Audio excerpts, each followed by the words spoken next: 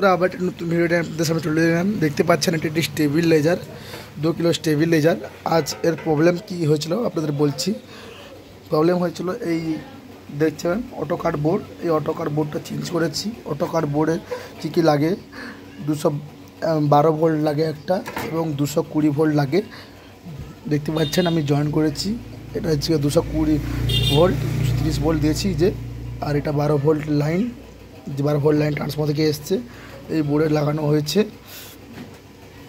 এবং এখানে একটা আর্থিং লাইন লাগিয়েছি, এই প্লাগ থেকে আর্থিং লাইনটা নিয়েছি আমি, দেখতে পাচ্ছেন আর্থিং লাইনটা নিয়ে এখানে দিয়েছি। এখান থেকে হয়ে বোর্ডে গেছে, বোর্ড থেকে আবার বাল্বেও দিয়েছি, মিটারেও দিয়েছি, এভাবে দিয়েছি 2 নম্বর।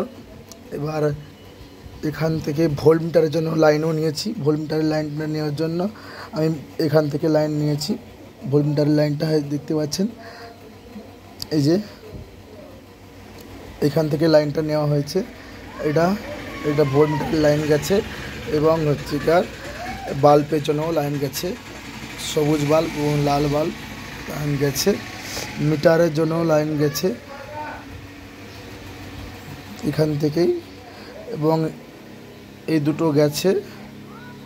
এটা হচ্ছে এই লাইনটা হচ্ছে কার আউটপুট এবং এটা ইনপুট যাচ্ছে ট্রান্সফর্মার ভিতরে, দেখতে পাচ্ছেন।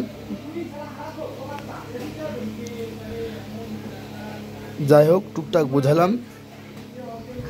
যদি পুরো ভিডিও দেখতে চান তো কমেন্ট করে জানাবেন, আপনারা দেখতে যদি চান। ভালো লাগলে লাইক এবং সাবস্ক্রাইব করে দেবেন।